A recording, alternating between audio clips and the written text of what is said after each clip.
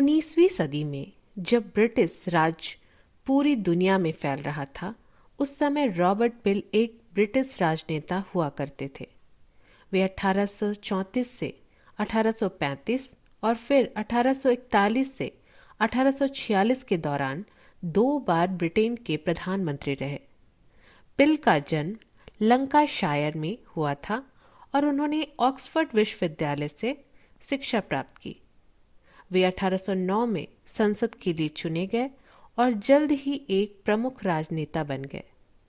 प्रधानमंत्री के रूप में उनकी सबसे महत्वपूर्ण उपलब्धि थी ब्रिटेन में चार्टर्ड पुलिस की स्थापना, जिसे अब मेट्रोपॉलिटन पुलिस सेवा के रूप में जाना जाता है। उनके द्वारा ब्रिटेन के कारखानों में बच्चों के श्रम को नियंत्रित करने के लिए कानून बनाया गया।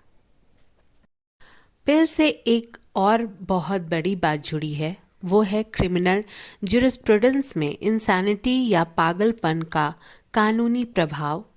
और पिछले एपिसोड में हमने जिस excusable category of general exception की बात की थी, वो तय कैसे किया जाएगा, यह पिल के साथ घटी एक घटना ने करीब 250 साल पहले तय किया था।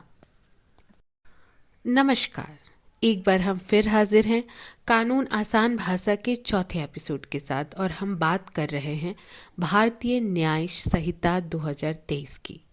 पिछले एपिसोड में हमने यह समझा कि किस प्रकार आईपीसी और भारतीय न्याय संहिता 2023 में जनरल एक्सेप्शन के प्रावधान डाले गए हैं, जो किए गए कंडक्ट को मेंस रिया के अभाव के कारण इसे एक्सक्यूजेबल कैटेगरी में डालते हैं। आज हम इसी बात को और बेहतर ढंग से समझने का प्रयास करते हैं। बात 20 जनवरी 1843 की है। उस दिन डैनियल मैकनॉटन नामक एक व्यक्ति ने पिल पर गोली चला दी थी, लेकिन गलती से उन्होंने पिल के सचिव एडवर्ड डुमंड को मार डाला था। इस घटना के बाद मैकनॉटन को गिरफ्तार कर लिया गया और उन पर मुकदमा चलाया गया। मुकदमे के दौरान यह पता चला कि मैकनॉटन मानसिक रूप से अस्वस्थ था और उसने पिल को मारने की कोशिश की थी, क्योंकि वह उन्हें अपने जीवन के लिए खतरा मानता था। ब्रिटेन में क्रिमिनल केसेस में फैसले ज्यूरी के माध्यम से होते हैं। ये लोग समाज के अलग अलग लोग होते हैं जो जज को फैसले तक पहुंचाने में मदद करते हैं। मैकनॉटन मामले की सुनवाई ओल्ड बेले कोर्ट में हुई। सुनवाई न्यायाधीश लॉर्ड चीफ जस्टिस टिंडल कर रहे थे। उन्होंने ज्यूरी को गाइड किया कि अगर कोई व्यक्ति मानसिक रूप से इतना अस्वस्थ है कि वह अपने कार्य को नहीं समझ पाता या वह नहीं जानता कि उसका कार्य गलत है, तो उसे दोषी नहीं माना जा सकता है। ज्यूरी ने मैकनॉटन को मानसिक रूप से अस्वस्थ माना और उन्हें दोषी नहीं माना गया।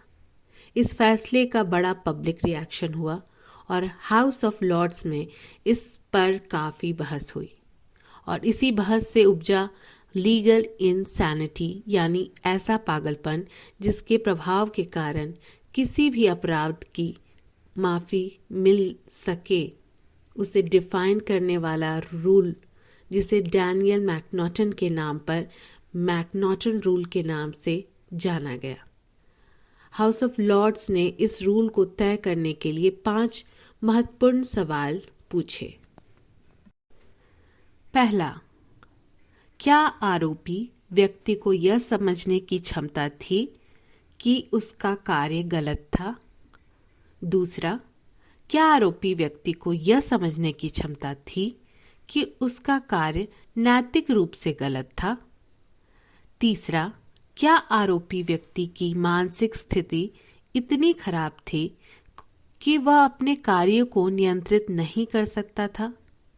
चौथा, क्या आरोपी व्यक्ति को यह समझने की क्षमता थी कि उसका कार्य कानून के विरुद्ध था? और पांचवा, क्या आरोपी व्यक्ति की मानसिक स्थिति इतनी खराब थी कि वह अपने कार्यों के परिणामों को नहीं समझ सकता था? हाउस ऑफ लॉर्ड ने यह तय किया कि इन प्रश्नों के उत्तर से ही यह तय किया जा सकता है कि आरोपी व्यक्ति को दोषी माना जाना चाहिए या नहीं। यह रूल आज तक क्रिमिनल ज्यूरिस्प्रूडेंस में इंसैनिटी को मेजर करने का गोल्डन रूल है और बीएनएस के सेक्शन 22 एवं आईपीसी के सेक्शन 84 में इंसैनिटी को डिफाइन करने में इसी रूल का प्रयोग किया गया है। हालांकि इन प्रोविजन में अनसाउंडनेस ऑफ माइंड फ्रेज का प्रयोग किया गया है। Section 22 act of person of unsound mind.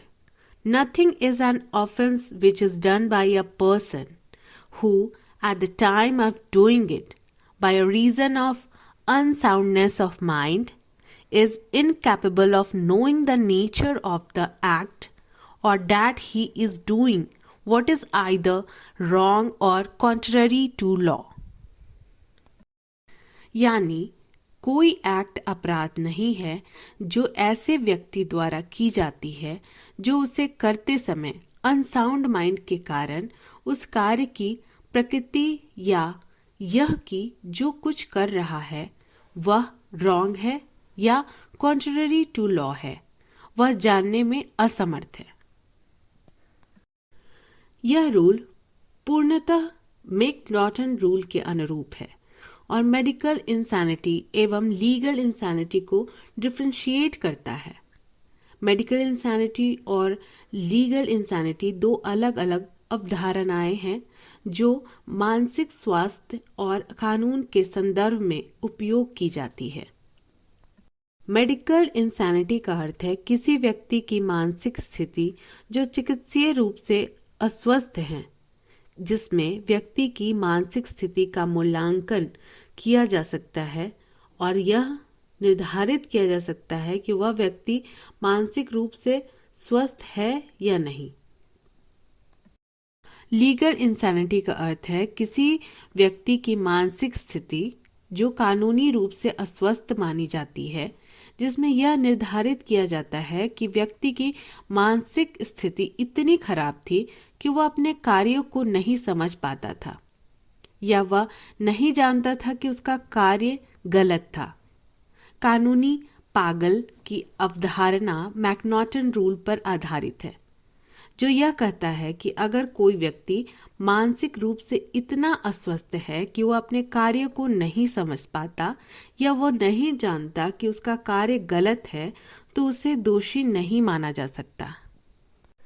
इस कारण अहमदुल्ला बनाम मध्य प्रदेश सरकार मामले में जब आरोपी ने रात के अंधेरे में दीवार फांदकर अपनी सास की हत्या कर दी और कोर्ट के समक्ष इस बात के भी प्रमाण थे कि पत्नी से हुए डिवोर्स के कारण उसकी अपनी सास के साथ खराब संबंध थे, सुप्रीम कोर्ट ने मेडिकल इंसैनिटी के प्रमाण के बावजूद आरोपी को आईपीसी के सेक्शन 84 का लाभ नहीं दिया और कोर्ट ने उपलब्ध साक्ष्यों के आधार पर यह पाया कि उसने क्राइम कूल कैलकुलेशन एवं केयरफुल प्लानिंग के साथ कमिट किया है और पागलपन के अचानक आने वाले दौरे के दौरान नहीं किया है, इसलिए आरोपी को हत्या का दोषी पाया गया।